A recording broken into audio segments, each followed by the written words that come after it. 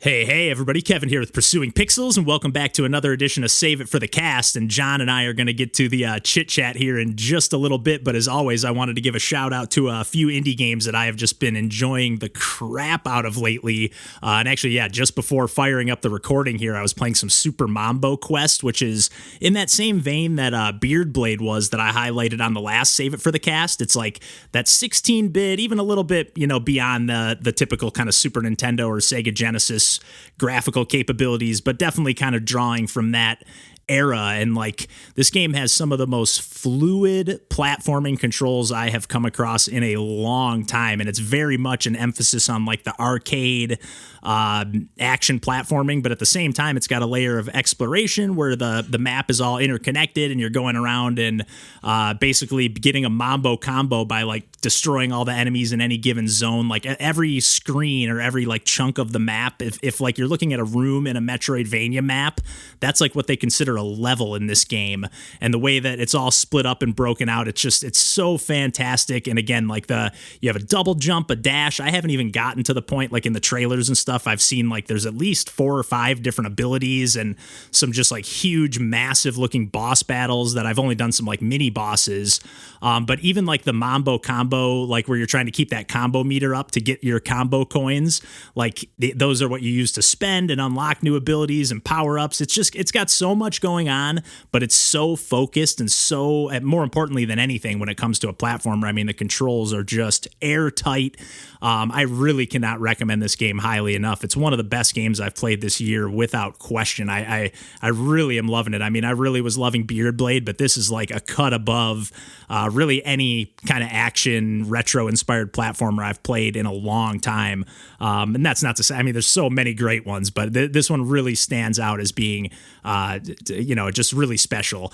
And I did want to also highlight another awesome free-to-play game called Tiny Crate, and this is one that I strongly anticipate featuring in our indie game book club, where the PP Potpourri, where we've been featuring 5 pay-what-you-want or free-to-play games every week on Itch.io. And this game is called, Tiny Crate, and it's just got such an awesome sense of style. Like it was originally started development on the Pico 8 fantasy console, which is like a retro kind of fake fantasy console, essentially 8-bit, and then they kind of decided to expand on that, and I don't know what engine they ended up using to finish development, but they definitely kind of expanded the scope. It's in widescreen and everything like that, and the pixel art is just really, really like bold and stylish. Like it almost looks like that play ski or like that text mode art. I don't know enough about that stuff, but it definitely kind of looks in that style. I don't know if that's what they use, but it's just so where you're almost like using like a font essentially to create the assets. And again, I don't know enough about that text mode art, but it's really impressive the way this game looks and how slick it is. And a lot of people, when I was like posting some clips about it, were saying, oh, it kind of reminds me of like the Mario versus Donkey Kong games, which is perfect because Randall and I are going to be talking about some Game Boy Mario and Wario and Donkey Kong stuff on the podcast coming up soon here.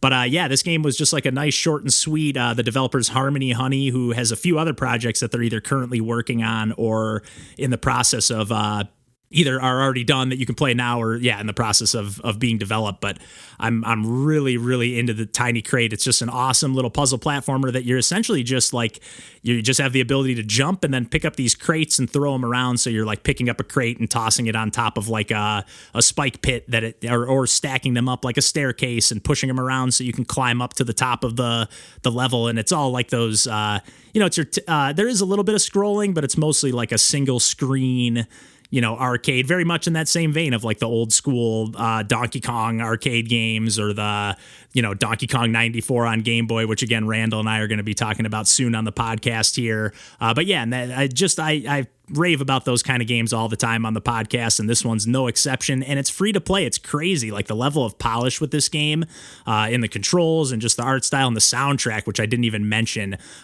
is just so good. I can't recommend Tiny Crate enough.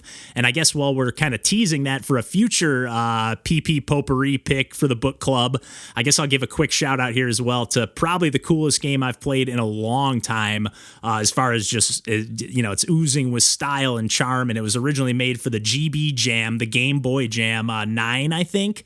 and it's called Necrow Co. And this is, again, you play as a crow, and it's a play on necromancer, and you're kind of, it's very inspired by Caro Blaster, or at least I have to think that it is. It's like a run and gun side-scrolling platformer that I played the post-jam version, so I think they've added or at least polished some things up, but there's like 3 legitimately pretty lengthy stages that have branching paths that you don't even necessarily have to go. Like, they're like full blown, like, okay, you're either going this way or that way.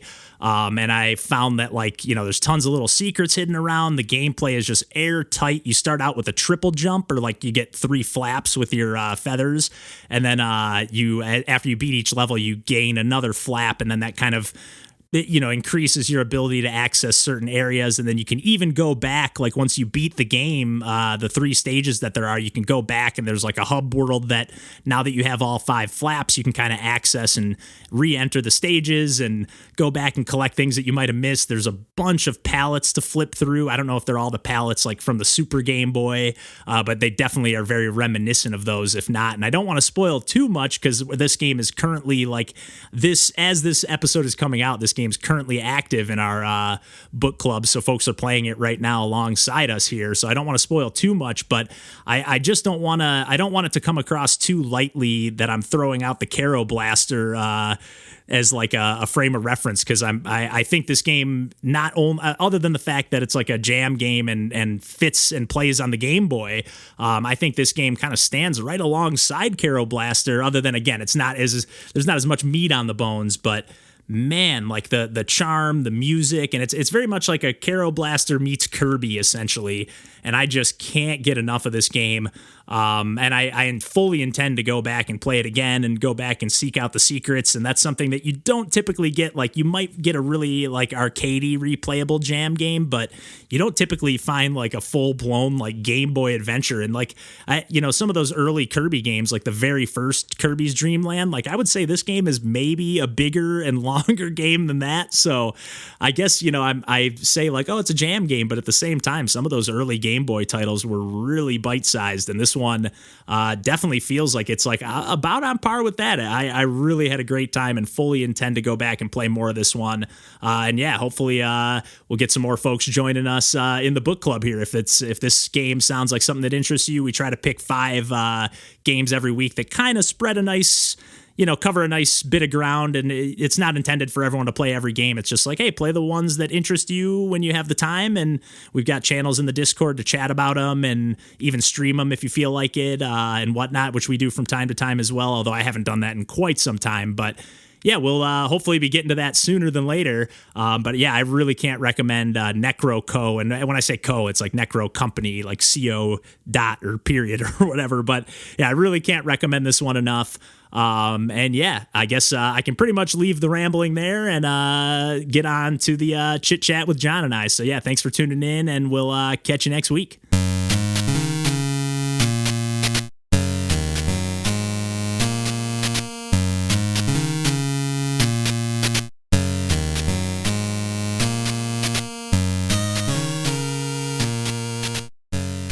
So there was I haven't bought a synthesizer module in a minute, which is... Yeah, I feel like you haven't mentioned that in a while. Which is great, because they're fucking expensive. And that was that was kind of the nice thing in getting obsessed with Warhammer, was like, oh, Warhammer's so cheap and compared to synthesizers. Yeah, that's true. It's weird how you can justify, but you can just, like, your brain can just justify anything by just moving numbers around in your brain and going, oh, it only costs as much as that. Right. And that's like nothing. Exactly. Or I don't even think about it when I buy that. That's like an essential, Mm-hmm.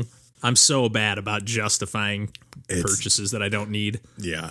But though this pandemic has been great for me not spending money. But anyways, not to keep interrupting what you're going to say. No worries, man. But there is this one manufacturer that, like, it does a lot of kind of like on the grungier side of stuff, but like still pretty like entry level or like cheap, not relatively cheap comparatively.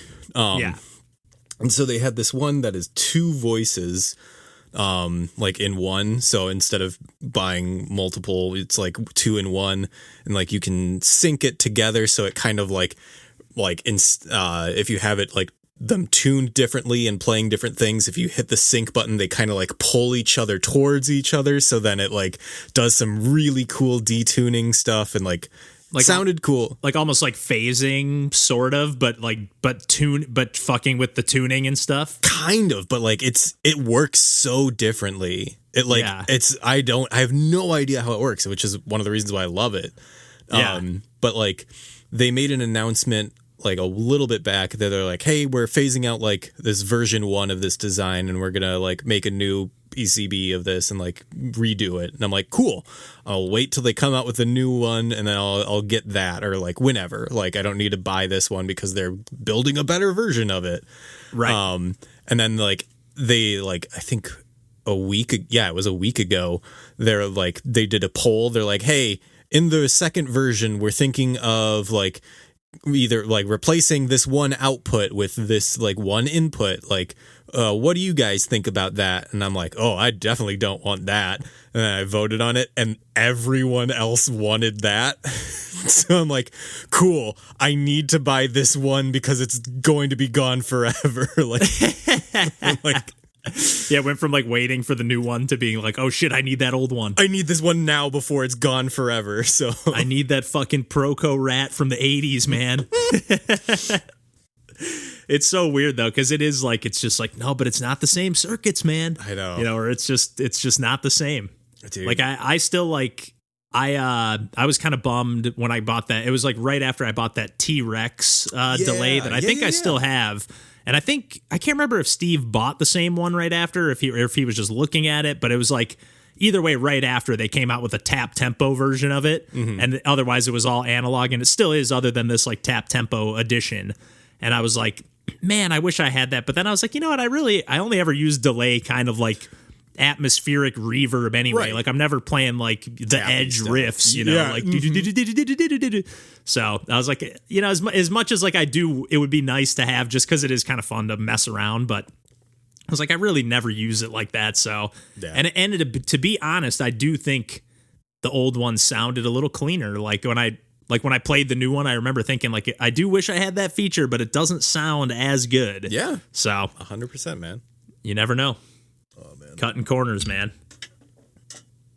Oh, I'm super glad that I did not only play Case 2, but like finish Case 2, because I was starting to sour on the game a little bit, like at the beginning of Case 2, but like I've completely turned around. Spoilers, but bringing it back around. It looks cool. The couple of, or at least the one clip, which I think was just kind of like a cutscene that you posted, but I was like, oh, this looks like well done. Like it's really well made. That's the intro, so like that never happens. That's not how like it's all like still image. It's like it's a visual novel like kind of setup. So like same kind of production, but it's not an anime cutscenes the whole game. But I was like, oh man, this is slick though. Like the music's good. That song is so good, and like, it's catchy as fuck. And like they reuse that theme throughout the game, so that's nice. DJ's favorite, reutilizing the themes. I love when games do that. Yeah, it's great. Yeah. On that topic, Deltarune Chapter 2 is just rolled into Chapter 1 now in the same file. You don't have to download it. So I saw that. Yeah. Everyone keeps pestering me to play it. Like I just joined the Frogrammer Discord, which I didn't know he had his own, which is, I'd love, like, cause he just posts like random, oh, here's a prototype idea. Oh, here's another prototype idea. He's working on this game right now. That's right. I think he's just calling it One Button Frog Game, where like, it's just a frog that hops. I think I might have retweeted some clips, perfect. But it's just like side-scrolling platformer, and you just hop, and how far and high you jump is based on how long you hold the button down. Nice. And otherwise, you can't like turn left or right or anything. Like you have to jump until you hit a wall and to turn around and stuff. So it's like a puzzle platformer. Nice. But he's like posting all these like crazy like lighting effects he's working on. And I'm like, holy shit, dude, this guy is like a fucking whiz, man. Like it is like beyond it. He's like, oh, here's a small little prototype. Oh, here's this. Here's it, like all day long, man. It's crazy. And it actually made me kind of realize, because you know how I say, like, how does like Terry Kavanaugh decide like, oh, hey, I'm going to put this game out for free, and I'm going to like, and it made me more realize kind of like like when DevDwarf just like is releasing most of his games for free. Like I'm sure he has the intention of getting to like a point of like releasing a retail or commercial game or whatever you want to call a game that you charge for. But like it kind of made me think of like when we're at a show or something, you know, and we're like somebody's like, hey, I don't have any money, or I have like $2, and we're just like I'd rather have someone listen to our music, Yes, and take it home with them than not. So like at the end of the day, like if somebody doesn't have any money and they even have a passing interest in listening to our music or wearing our t-shirt, just take around it, like, out and about, I'm like, just go have it. We got like 300 of these. Exactly. So especially in a digital format, if you're just like, man, I want to like put stuff out there and connect with people, and you know, because obviously these guys collaborate with all sorts of different people, and I'm sure they just find one another by saying, hey, I like your game. Hey, I like your music. Hey, I like, you know. And then next thing you know, they're making stuff together. So absolutely. Like I forgot that I just feel weird calling him just his, but Human is Red, his. What does his stand for? I think nothing. Zandan said nothing. Like she asked and was just like, yeah, nothing. Nothing in particular, at least. Because I immediately thought, like, that's what I immediately thought was like, it must be human is something. There you go. Human is something. But I was playing or shoot, what was I going to say about him now? Human is Red. Oh yeah, I forgot he's working on FUR DVD with DevDwarf, the new one. So I'm like, shit, man, I forgot the team that DevDwarf has on that good name. Like unbelievable name. Like I also didn't even realize that it's just his name scrambled up. I didn't until like you said, like DJ pointed it out. Yeah, DJ just like immediately was like, oh yeah. Just DevDwarf scrambled up. I'm like, come on, man. DJ just has that brain. His stuff it just clicks. Stuff just clicks for him. Yeah, puzzle solving. Dude, I was getting so frustrated playing Kingdom with DJ. Yeah. Not like as a person, but just like I'm just like, dude, what are you doing? You're building out too far, man. Like I immediately when he left, I was like, I'm starting my own campaign. I need a solo campaign here. I gotta play my way. I think I mentioned when we talked about on the podcast multiplayer for Stardew Valley, like I'm just so anal retentive about organizing things my way. I can't be cooperative. Yeah. Which sucks. There were so many times where DJ would be like, no, there's enough time to do this. And like Kingdom, you really have to like work on the day-night cycle. He's like, there's enough time. Let's go attack this portal. I'm like, dude, we're built way too far out because like I was like, I kept telling him, I was like, I really think the key to this game is building out slowly but surely. And like, so then that way, if you fuck up, you got reinforcements like not too far behind, you know? Right. I was like, we can't like leave this huge gap from like our next closest wall. Like I was like, cause then everybody just dies. They can't like run to safety. Yeah. And like, he's just like, no, there's enough time. I'm like, dude, the sun is setting, man.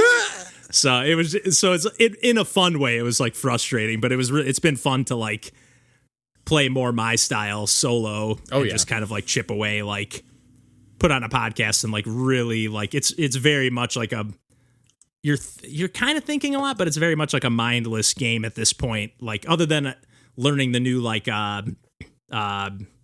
bloodstain mechanics, which are very cool. Nice. It's very like they have all the characters from Curse of the Moon. I think I mentioned that. I talked a little bit about it on the Save It for the Cast this week. But yeah, it's cool. You get to play as like all the Zengetsu and what's the Miriam and all those characters. Yeah. Very cool. Oh, Mediatonic did Fall Guys. What else have they done? I'm looking. They did Murder by Numbers? Yeah. What? Yeah. And they're not just like a publisher? It said dev. Nice. Yeah. That's crazy. Is that it? Is that it? I thought Fall Guys was their first game, so I had no idea. That is so weird. Oh, no, okay. No. Okay, they've done iOS games before. But it's still crazy, though, how these games can just, like, come out of nowhere. Like, I just don't really get it. Like, I don't know what... It's like, is it just the money behind like the like, is it just like, oh, this indie game got released by Devolver, so it's just got way more it's like backing behind it. It's that, and it's like a bunch of like I've to use because we always go back to music analogies. Like, it's like a band that breaks up, and then half of the members like reform a new band, and it's like, how are they so good? Why are they like? Why is their first album so polished? It's because they've been working together for decades, but like right. And like finally getting it out of their system almost. Like, right. Yeah. Oh, finally we get to make our fucking record that we've been waiting to make, you know? Yeah. That's a good point. Yeah. It's like you got that, all that just pent up like energy and excitement. And then eventually it's like, oh, we got to make the sequel to this now or whatever. We got to make our follow up. Yeah. They were a web developer, a web video game developer since 2005. Hey, that's what's it called? Motion Twin did too for Dead Cells. Interesting. They were apparently like a big mobile dev in France. And, okay, they did do Bejeweled 2. Whoa.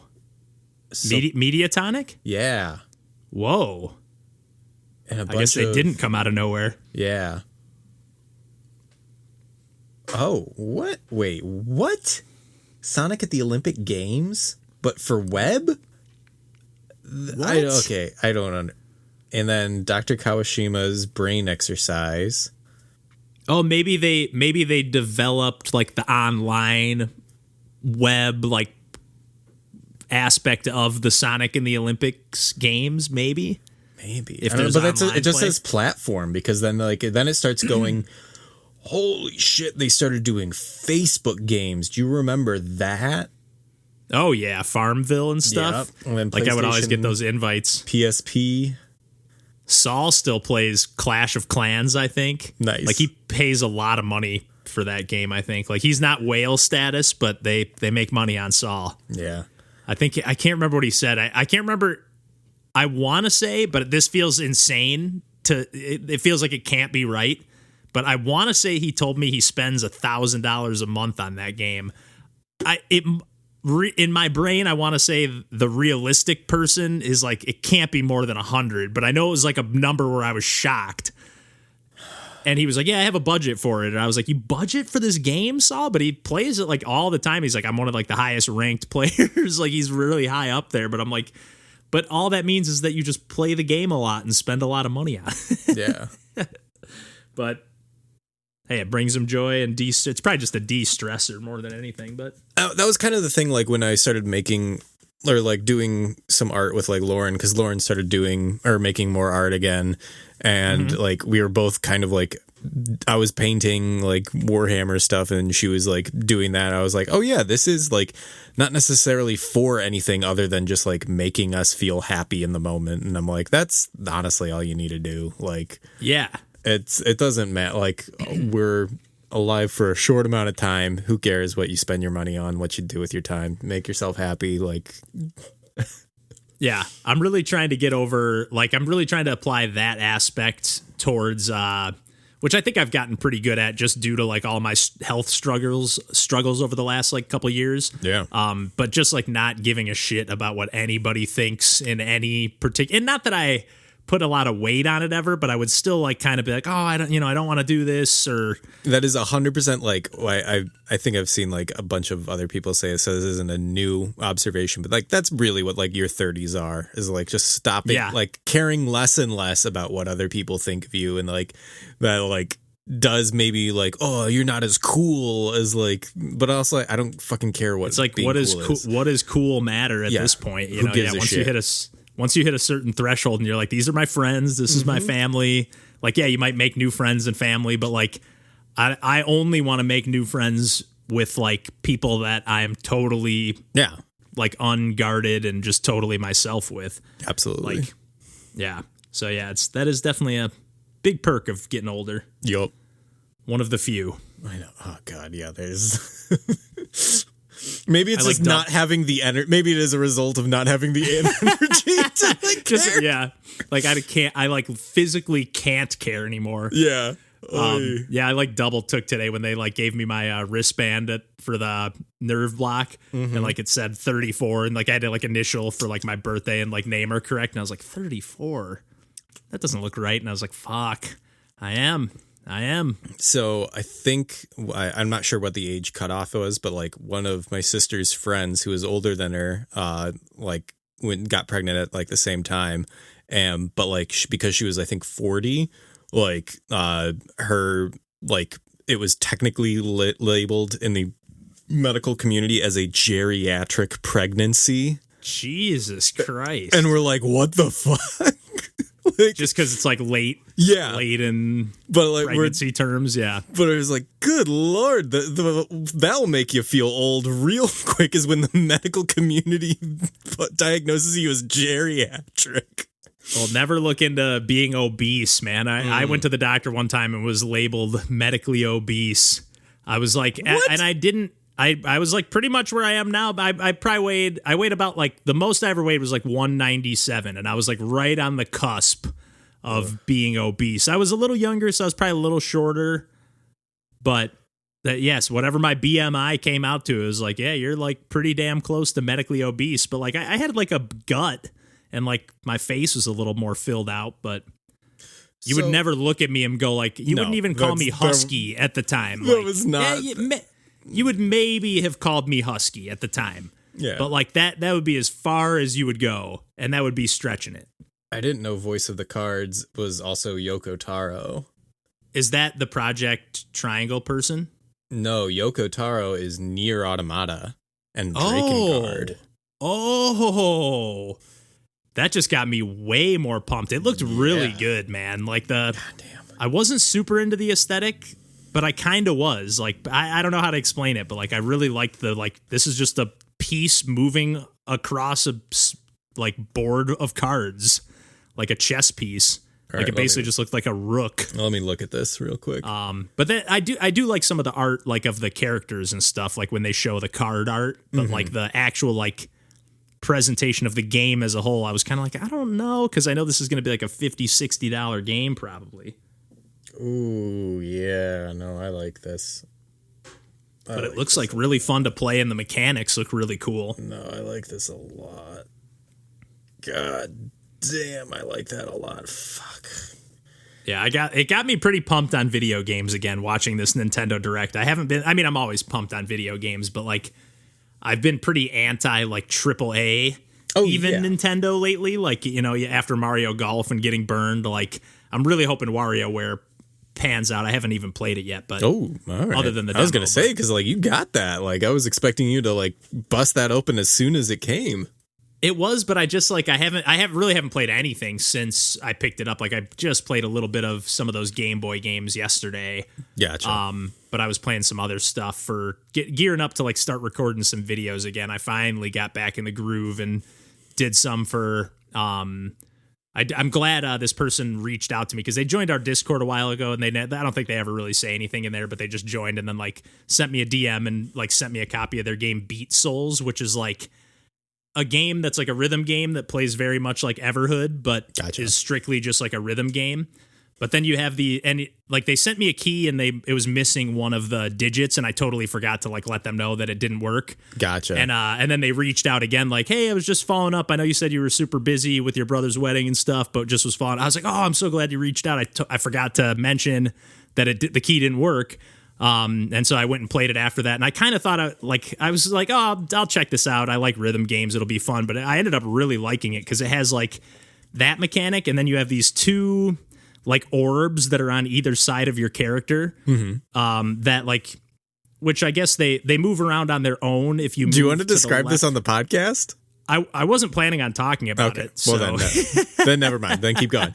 But yeah, it's like maybe for a save it for the cast or something. But yeah, it's got these two like orbs on the side that are either yellow or you can flip the polarity to like blue. Mm-hmm. And then they're starred on either side of you. But then if you press the right shoulder button, and there's 5 like columns, which I think is the same as Everhood. Yeah. But 5 columns of like Guitar Hero beat things.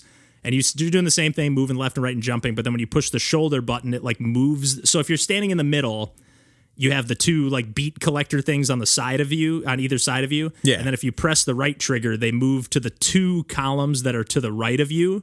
And then if you press the left trigger, they move to the 2 columns that are to the left of you. I'm trying to remember what happens when you're not in the middle, because they don't like screen wrap, but they still like kind of push to the side. Maybe it just pushes into, and they just crunch into one beat collector instead of two. Like it pushes against the wall and they just stack on each other. I'm trying to remember how that mechanic works. But anyways, you're like, you're just moving around and dodging between the walls, jumping over things. But can like you center them to be on either side of you again by pressing both, or just by letting go? Like you have to hold that down to let it go. So nice, it's very like responsive, and it's like, unlike some of the games that you and I at least complain about, like Bit Trip Runner and stuff, like everything in this game is like to the beat. Like once I got in the zone of like staring at those beat collectors and like, don't worry about, like, you'll get in the groove of jumping over stuff and moving side to side. Like, just stare at the beat. Don't even look at your character. Look at the beat collector notes that you need to collect. And I was like getting in the zone. It's like very like Dreamcast era vibe aesthetics, like kind of like what's that? What is that game that puzzle game? Cross-Sneak. That's Cross-Sneak. Yeah, I was gonna say Picross, but yeah, Cross-Sneak. Like it has like that kind of era aesthetic and very cool. I was super into it. But yeah, I started playing some other games. I was going to talk about some like expressive platformers that I've been playing briefly today. Yeah, what do you and want then to maybe talk give a little tonight? shout out. What's that? What do you want to talk tonight? Yeah, I was gonna. I was gonna maybe talk Dungeon Death Ball because I'm sick of waiting for DJ. Although I can wait for him still if we got enough stuff. And then otherwise I was gonna just give like a shout out because I haven't played a ton of any of these games, but like the opening of this game, Glyph, Gardener and the Wild Vines, and Webbed are all like these just like super expressive controlling platformers that I've really been enjoying and like can't wait to play more. But what did you have? Because I know you had, I still got Murder by Numbers, and then you had a ton of other stuff from before. I know, that's what I was looking at because God, we talked Fusion, Pokemon Snap, and Umurangi Generation. But I still haven't even. I don't know if I necessarily need to talk about Pokemon Unite. Like, it's a MOBA. Like, I'm not a huge into multiplayer games. Like, I'm fine not adding to the discussion. I don't have anything important. Or if Nintendo stuff comes up, it can like just get thrown in there somehow. Yeah, but if it somehow randomly comes up. Yeah, it's not even my favorite free-to-play Pokemon game on the Switch. Like, I've played so many others. Okay. Dang, yeah, there's a Picross one for that matter. I know. Or that was on 3DS. Yeah, that was so good. That was such a great one. But yeah, I haven't talked Monster Hunter Rise since forever. In a while, yeah. I hadn't played multiplayer the last time we talked. Ooh. So I'm so far into that. Yeah, it's been like a good couple months, I feel. Yeah. Then I haven't talked Tony Hawk's Pro Skater 1 and 2. I haven't talked Genshin Impact. And then Murder by Numbers. Those would be mine. I can still save Dungeon Death Ball for a potential DJ. I just don't know when he's gonna pop up. I would save that. I'm trying to think of like which ones I would actually like. I feel like Genshin would benefit from having more of a discussion with more people. Yeah, like around even if it's just around the free to play mechanics So whereas like Monster Hunter Rise, I've talked enough with other people and that I could do it on my own. Same with Tony Hawk's Pro Skater 1 and 2. We've talked about that a ton, but like that and although we haven't gotten much of your thoughts on Tony Hawk. Like we always, when it comes up, we all always talk Tony Hawk, but like we've never, I don't think we've talked about it since you have dumped like 80 plus hours into it. Right. Yeah. The last time we talked about Tony Hawk was either when we were talking about comfort games or when Randall played the demo. Yeah. So yeah, I'd be down. And it might be good to hear like the Switch, because Randall was talking about it on Xbox. So hear about it, the HD version on Switch. Yeah. I'd be down for Tony Hawk's Pro Skater 1 and 2 and whatchamacallit? Murder by Numbers. Moida. It's like I listen to a bunch of true crime podcasts in the background just while I'm like doing whatever. Mm-hmm. And like my favorite thing is like they over like act every line. Yeah. Or over like emphasize every read and like, but they didn't know that he was getting away with, and like I always like chime in and go Moida. And it just every time it makes me laugh. I don't know why, but I literally sometimes can't even say it as I start laughing. Yeah. Before like I really like sometimes Oh man, there's so many. It wouldn't play well as like it wouldn't be funny. Like I wouldn't be able to produce something and make it funny to other people. Yes. But if I could just like edit in like little sound, like right after somebody says something, like put a little song transition in or like there's so many times where I'm like, oh, that would be so fucking funny, but probably to no one but me. Right. Oh my God. Yeah, there's some great moments where I'm just like, oh my God, this is so cringe. Dude, the other day I took one of the edibles that you gave me. Yeah. And I was playing Tony Hawk because like I have been like honestly playing the bosses in Genshin while high were incredible. That was one of the best times I've had in a long time playing a video game. Heck yeah. But also I played Tony Hawk's Pro Skater and I was not expecting that to be like something that like just like incapacitated me with laughter. But there is for the like every character has like a couple specials that you can then map like to any character. Okay. But one of them that is for a secret character, though I think it's automatically unlocked if you buy the deluxe version of the game or whatever, which is just a skeleton, is called the Puppet Master. And is it like the old like Neversoft skeleton? No, it's a completely different one, which is because like I sort of remember that from like the opening like cutscenes, like that eyeball and like that. It used to be an eyeball, but it's not. Yeah, it's okay. It's just a skeleton. Yeah, but like the Puppet Master is just like like he does a board flip and then like looks like he's like just dangling as a skeleton. Like it looks really good with the skeleton. But I had mapped it to like a regular character, like Alyssa Steamer or Jamie Thomas. And like I did it while I was high and it just like watching their body, like their like body model just like flailing around. Like whatever wherever like the rigged like joint parts are at. Yeah. And like I just kept doing it over and over again because it would just make me laugh the entire time. That's amazing. It's crazy how like literally you just saying Alyssa Steamer takes me back to Tony Hawk. Like I'm just like, fuck, I gotta get that game. Like I don't know if I'll mention it when I bring it up, but like I like because I think it's not Rune Glifberg. Who's the super old guy? Rodney Mullen. Rodney Mullen was always Rodney Mullen, Rune Glifberg, and who's the other? Bob Burnquist. And there was one other guy I played at, Chad Muska. Yep. Those are my four guys I played as mostly. And then Alyssa Steamer once in a while. She wasn't in the first game. Yes, she was. Yeah. They took out, oh God, I don't need to, this is useless information, not important. Anyway, what was I going to say? They took out. No, I mean, Bob Burnquist wasn't in 2. And didn't come back till like 4, I think. Really? Either that or Thug. Like, because he signed. He's so memorable to me. He was like my.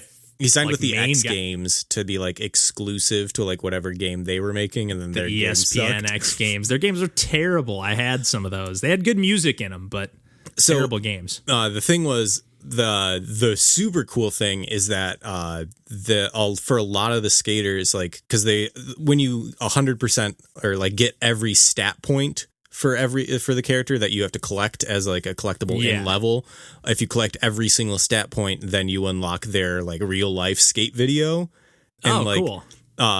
For a lot of them, like there's like new ones or they'll like play like their old footage and then they'll have like a little cut and like it's in like standard definition and it's like and clearly then, like, this was camcorder footage. Yeah, and then like it goes to like full on like widescreen like HD and you're like, God, this is so cool. Like for me, like I'm marking out like this is awesome. I love this. But like Rodney Mullins was like I watched it and I'm like, this is just the THPS 2 footage, and I'm like, he's too old to put new footage. He can't do any new stuff. He can't do any crazy. Dude, I've been watching some like, I shouldn't say watching, but I've been seeing like just on Twitter, like some random like younger kids that are doing that like street skating, Rodney Mullen style stuff where I was like, this one, I forget the kid's name.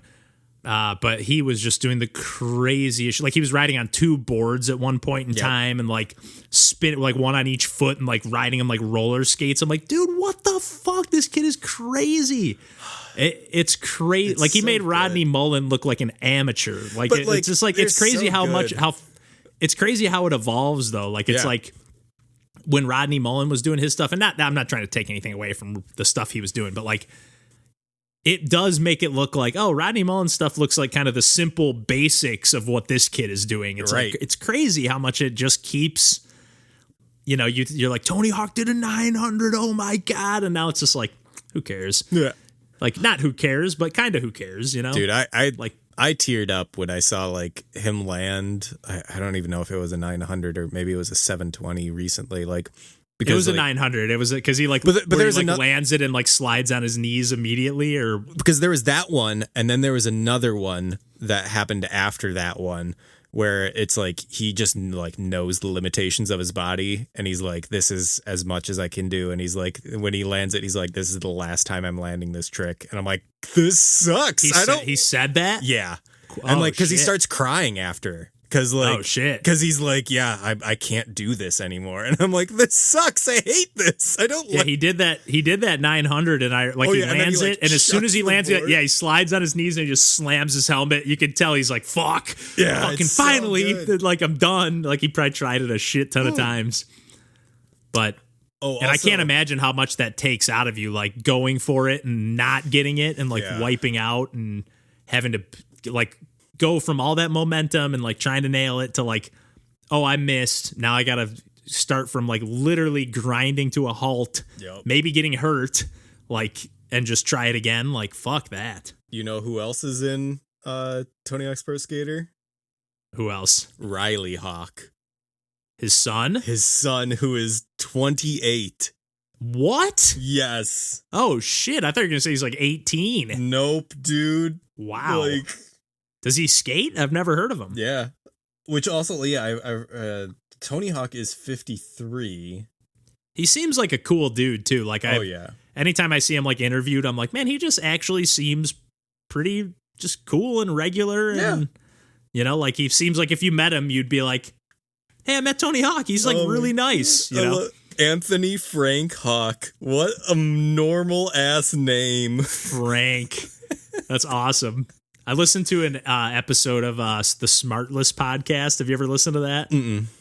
It's Jason Bateman, Will Arnett, and Sean Hayes. Nice. And they just interview, like one person will bring on a guest and the other two don't know who it is until they like kind of just like reveal it, you know, right at the beginning of the episode. And then they just, it's like not even an interview really. They just kind of hang out. Yeah. But it was cool. Like Tony Hawk was like, oh man, this guy seems like really cool. Like, especially when he's just, I mean, he's obviously doing a PR thing. Right. But at the same time, he's like kind of just shooting the shit with people he doesn't really know. Yeah. Like sometimes they get people that they definitely are like, oh, this is clearly like I'm bringing my one friend on and you guys don't know them. But like they sometimes get like, like an athlete or something where it's like, oh, our producer hooked us up with this person, and you're like, yeah, we've never talked to them really before, but it was cool. It was like, man, Tony Hawk seems very cool.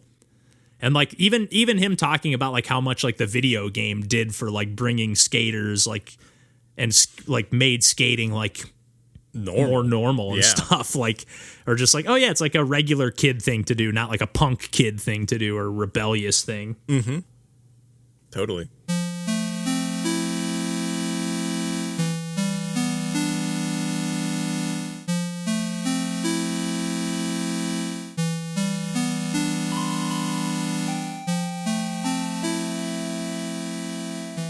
Oh, I gotta play. Speaking of, I was just looking at this Game Pass post that my friend Raina just made. Yeah. For Space Warlord Organ Trading Simulator. Okay. Which looks amazing.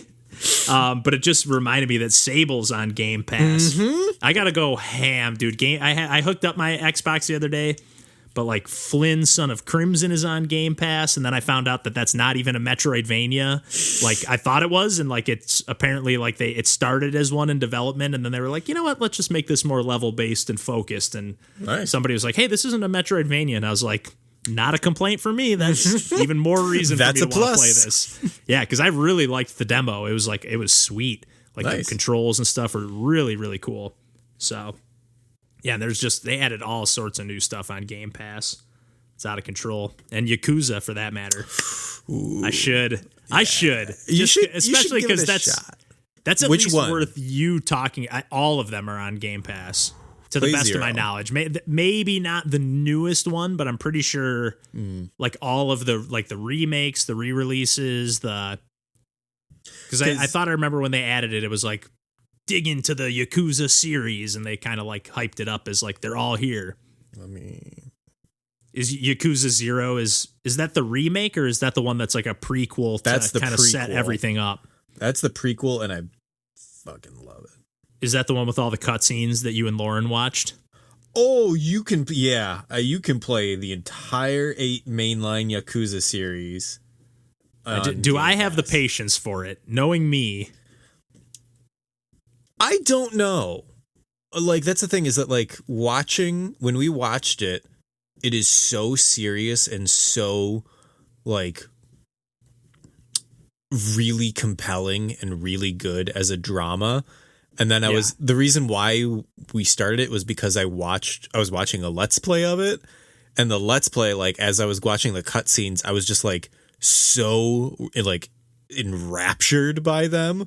And then like I was like, okay, I just need to watch this with Lauren because I know she'd love it. And we did. And then after we watched it, I went back to finish the Let's Play. The game is the goofiest thing in the fucking It's crazy. planet. I played a little bit of, I forget which one, but I downloaded, like when they first added them, I downloaded one of them and like just played a little bit of it. And it's like, man, this is, you can kind of, it's just crazy. It's it is unbelievable that it is the same, that the game that the story is in is the game that you play.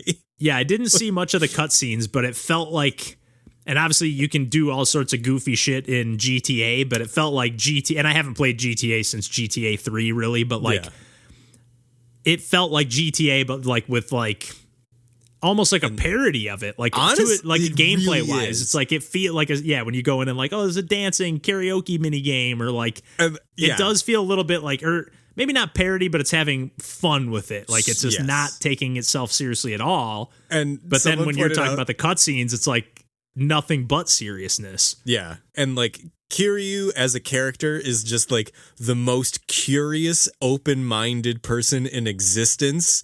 Is that who you play as? Yes. So, like, everything is just like, I never thought of how difficult it must be to be a punk rock singer. Like, it's just him, like, musing on, like, Pondering. the people around, helping everyone out, doing little side quests, and being like, wow, this is a different type of life that I never had considered before. Like, yeah, I never thought about my non-gang life. Yes, it is unbelievable that, like, he is so willing to die for his convictions, and then at the same time, like, play just as like devote as much time into being the best slot car racer. It definitely seems like it would be a fun game to like just chill and like stream or something. Like, hey, I'm gonna play this and like not be super serious about it, but also like hang out while I play or something. And like, I think because so we watched 0, which is one of the newest games, and like it's an incredible story. And then we got to Kiwami 1, and we were in Kiwami 2. That's the one I played. I played Kiwami. It was the one I checked out. Yeah, and like it's kind of, I think, the same issues with like the Star Wars prequels, where like they had already written so much that they like when they remade 1, they're like, we got to find a way to like connect all these things that we've made, and like we didn't have the stuff, like we weren't able to back when we did it. Like when this came out on PS2, 3. Okay, I was like, were they PS2 games? No, it was an early PS3 game, and like, they're like, the story's not as good and doesn't make nearly as much sense, and I think they changed stuff in Kiwami to like fix it. But because that's like a remake, right, of the first game. Yeah, but they still kind of had to hit all the same story beats that happened in it. So when we like went from Yakuza 0 to Kiwami 1, we're like, woof, this is not the same quality of storytelling that they had. But it was still Oh, interesting. I see what you mean, though. Yeah. Yeah. Because, They couldn't remake with Zero, everything. yeah, it's a prequel, but, like, they're able to, like, kind of just use everything that they've already built upon and, like, just stitch little references in or stitch little nods. And even if you don't know the reference, you can usually tell when a reference is being made, you know? Like, I shouldn't say usually, but a lot of times. Yeah. But it's also kind of tell. weird, I think, having us watched the prequel first, because, like, that's our introduction to all these characters, as opposed to, like, oh, you're getting to see this character before. Filling in the pieces. Oh, that's why he's this way. Yeah.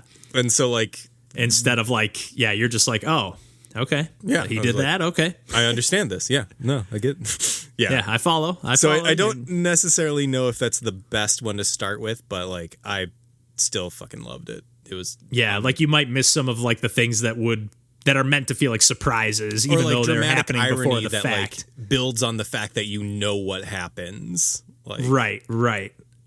Yeah, it's fun. It is funny though, because you can usually feel that, like, that kind of moment is happening, but you don't know what the reference is or whatever. But you're like, this means something more than what is happening, like more than what is on the surface. Yeah, the fucking, like, I'm gonna try to keep it as vague as possible to avoid spoilers, but, like, so many characters that are in Yakuza 0 are dead by the end of Yakuza 1.